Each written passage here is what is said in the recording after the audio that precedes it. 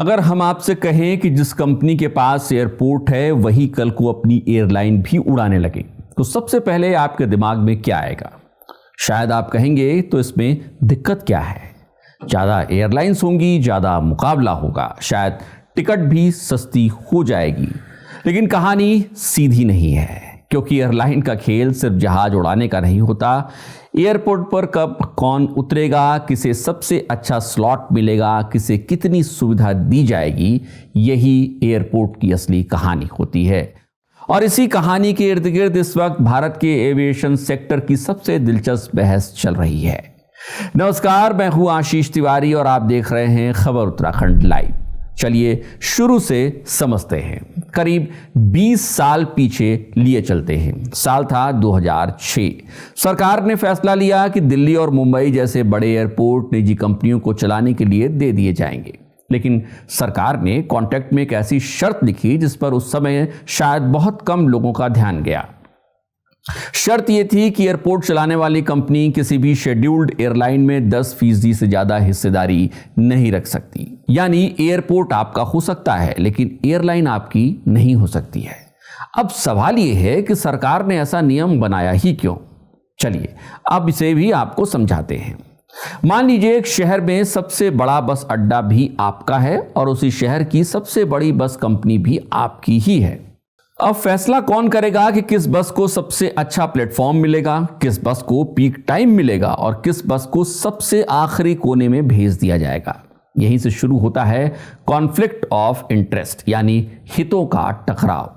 Airport की दुनिया में यह प्लेटफॉर्म नहीं बल्कि स्लॉट कहा जाता है। सुबह 6 बजे की उड़ान या सोमवार सुबह का बिजनेस स्लॉट। इनकी कीमत सिर्फ पैसों से नहीं आंकी जाती। यही स्लॉट तय करते हैं कि कौन सी एयरलाइन ज्यादा कमाएगी और कौन पीछे रह जाएगी। यही वजह थी कि 2006 में सरकार द्वारा यह दीवार खड़ी कर दी गई। लेकिन अब क्या हुआ है? दरअसल अब खबर आ रही है कि इस दीवार को हटाने की चर्चाएं हो रही हैं। यही से कहानी में एंट्री होती है अडानी ग्रुप की।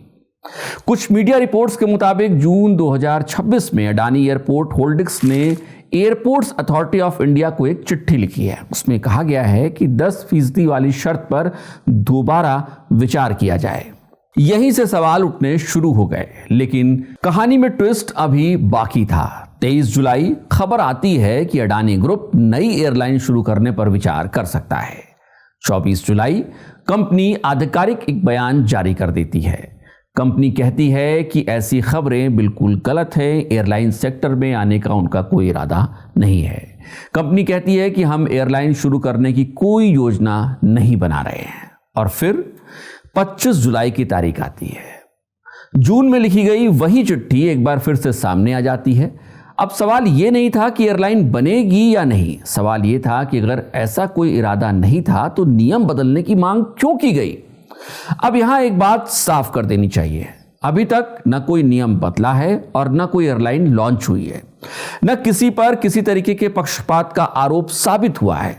यह बहस संभावित बदलाव को लेकर है, न कि किसी सिद्ध तथ्य को लेकर। लेकिन मान लीजिए कि अगर कल नियम बदल जाता है तो क्या होगा? आज भारत में सबसे ज्यादा एयरपोर्ट ऑपरेट करने वाला निजी समूह अडानी ग्रुप ही है।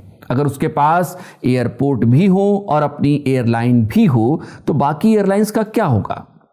क्या उन्हें बराबरी का मौका मिल पाएगा या हर फैसले पर शक होगा? यही चिंता इंडस्ट्री के कुछ बड़े खिलाड़ियों ने भी जताई है। दूसरी ओर एक और तर्क है। भारत का एविएशन बाजार बहुत तेजी से बढ़ रहा है। आज भी घरेलू बाजार का बड़ा हिस्सा 2 कंपनियों के पास है। अगर तीसरा बड़ा खिलाड़ी आता है तो यात्रियों को ज्यादा विकल्प मिल सकते हैं, किराए पर दबाव पड़ सकता है, नई उड़ानें शुरू हो सकती हैं, छोटे शहरों को फायदा मिल सकता है। यानी एक ही फैसले के 2 पहलू आपको दिखाई दे रहे हैं। एक तरफ कंपटीशन है, दूसरी तरफ हितों के टकराव की आशंका है। और अब सबसे बड़ा सवाल, क्या अडानी ग्रुप सचमुच एयरलाइन शुरू करेगा?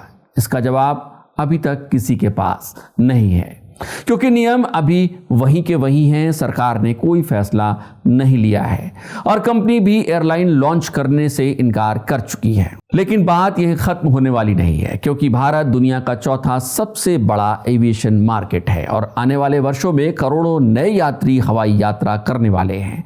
ऐसे में सरकार जो भी फैसला करेगी उसका असर सिर्फ कंपनियों पर नहीं, आपकी, हमारी, सबकी जेब पर भी होगा, आपके टिकट पर होगा और आपकी अगली फ्लाइट पर भी पड़ सकता है। तो अब सवाल आपसे है, अगर एक नई बड़ी एयरलाइन आती है तो क्या उसका स्वागत होना चाहिए या फिर पहले ऐसे नियम बनाए जाने चाहिए जो हर खिलाड़ी के लिए बराबरी का मैदान सुनिश्चित कर दे? अपनी राय कमेंट बॉक्स में जरूर बताइएगा। अगर ये वीडियो आपको पसंद आया हो तो वीडियो को लाइक करना और शेयर करना ना भूलें। चैनल को सब्सक्राइब जरूर करिएगा। मिलते हैं अगली बड़ी कहानी के साथ। नमस्कार।